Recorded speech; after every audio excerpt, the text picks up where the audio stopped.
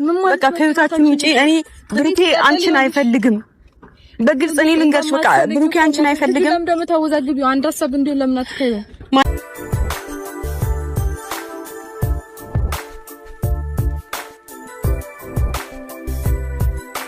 ዛሬ እንግዲህ ሀይሚ ለመጀመሪያ ጊዜ የዩልሽ አቅፋታለች ማለት ነው። ሀይሚ እንግዲህ ውሳኔ ላይ በመድረስ ብሩክን እወደዋለሁ፣ አፈቅረዋለሁ፣ በሱ ያለውን ሁሉ ነገር እኔ ደግሞ መቀበል አለብኝ ብዬ ስላሰብኩኝ እንደ እናት አንቺን እንኳን ባልወክል እንደ እናት አድርጌ ላሳድግ እችላለሁ በማለት ውሳኔ ላይ ደርሳ ልጅቷን ላሳድግ ብላ እንግዲህ ለዩ ጥያቄ አቅርባላታለች። እንግዲህ የዩን መልስም ሰምታችኋል ብዬ አስባለሁ።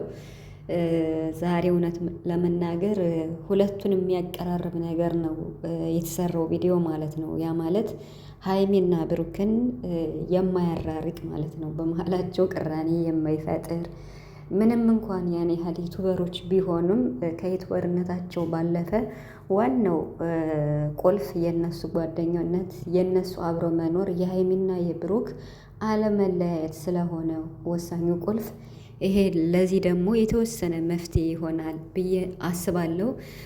በተለይ ሀይሚ ይሄን ሀሳብ በማንጣቷ እስኪ ደስ ያላችሁ ማለት እውነትና ውሸት እያደረ ምንድን ነው ይባላል እና እውነት ትመነምናለች እንጂ አትበጠስም። አሁንም ቢሆን እውነቱ ይሄ አይደለም ቤተሰብ እውነቱ ይሄ አይደለም። እውነቱን አንድ ቀን ቡራ ይናገራል። ኢቭን እንኳን አዲስ አበባ ሄደው ወጭ ማውጣት ከሌለባቸው ዲኤንኤ እንኳን ባይደረግ ድጋሚ ማለት ነው። ሲጀመር ቡታጅራ ላይ እኮ ትክክለኛ ዲኤንኤ የለም ነው የሚባል። ሶ አዲስ አበባ ሄደው ድጋሚ ዲኤንኤ ተደርጎ እውነቱን ከታወቀ ያኔ ቡራ ያው ስሙን ያነሳል ማለት ነው። ያለዚያ ብሩክ አሁንም እውነቱን ሊናገር ይችላል አንድ ቀን ማለት ነው። ስለዚህ እውነቱ ይሄ አይደለም።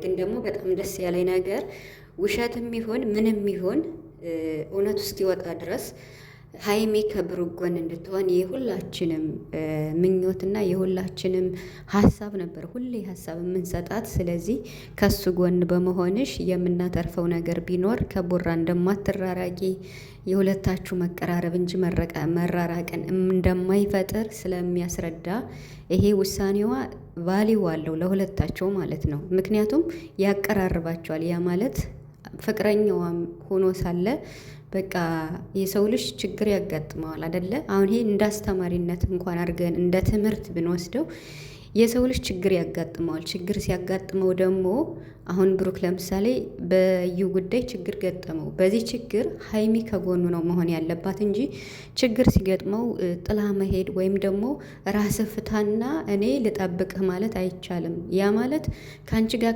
ሳልስማማ ከእሷ ጋር እንዴት አድርጌ ነው ነገሮችን ፊክስ ማደርግ ብሎ ለእሷም ጥያቄ ስላቀረበላት ቡራም ትክክል ነው።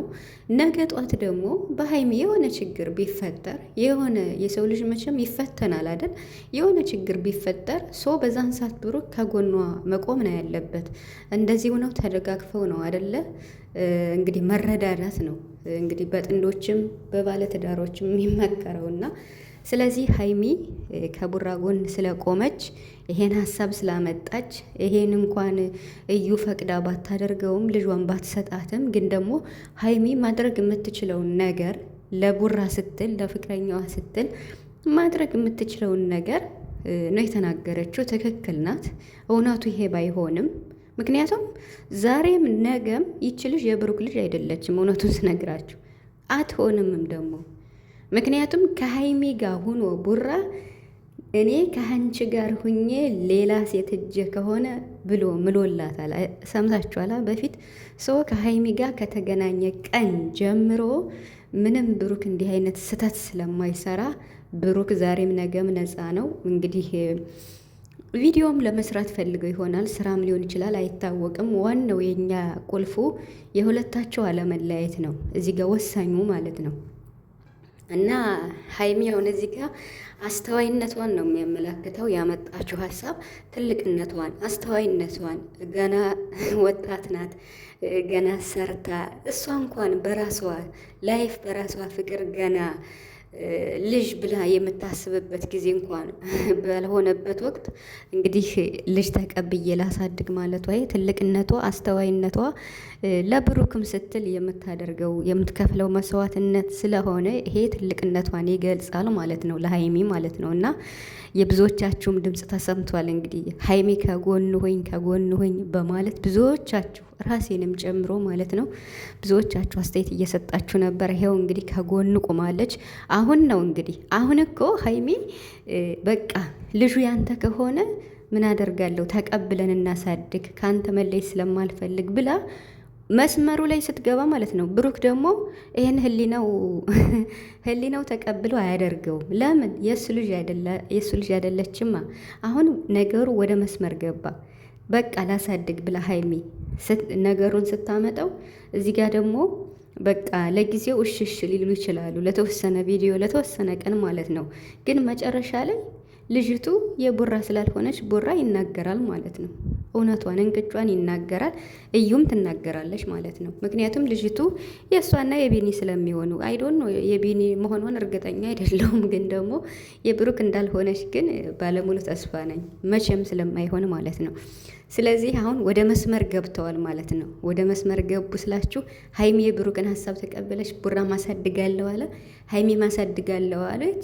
እዚህ ጋር ማች ያደረጉት እነማን ናቸው? ባልና ሚስቶቹ ሀይሚና ብሩክ ሀሳባቸው አንድ ሆነ፣ ተጣመረ። ስለዚህ በቃ ስጭንና ልጅቱን እናሳድግ ሲሏት ከዚህ በኋላ እዩ ደግሞ አይ እኔ ልጅቱን እንድታሳድጉ ሳይሆን ብሩክን ነው የምፈልገው ካላይ ለልጅቱ ሳይሆን የጨነቃት ለራሷ ጥቅም ነው፣ ራስ ወዳድነት ነው። ፍቅረኛ እያለው ብሩክ በቃ ከኔ ጋር ሁን ማለት የማያፈቅራትን ሰው ይሄ ራስ ወዳድነት ነው። ስለዚህ ዋናው ነገር አሁን ሀይሚና ብሩክ በአንድ መሆናቸው ሀሳባቸው አንድ መሆኑ ነው። እውነቱ እንኳን ይሄ ባይሆንም እውነቱ ነገ ጧት ይነገራል፣ ችግር የለውም ቢቆይም ማለት ነው። ስለዚህ አሁንም ቢሆን ሀይሚዬ ዛሬም ነገ የምልሽ ነገር ቢኖር በቃ በየትኛውም ሁኔታ የምትወጂው የምታከብሪው የምታፈቅሪው ሰው ስለሆነ ምንም ቢሆን እሱ ያላንቺ ምንም ነገር አያደርግም አይወስንም። ግን ከጎኑ መሆን አለብሽ። በቃ ከጎኑ ሆነሽ እስኪ ተጎጂ ማለት ነው። ከቡራ ጎን በመሆንሽ ምንም የምታተርፊው እንጂ የምትጎጂው ነገር ይኖራል ብዬ አላስብም፣ ሀይሚ ማለት ነው።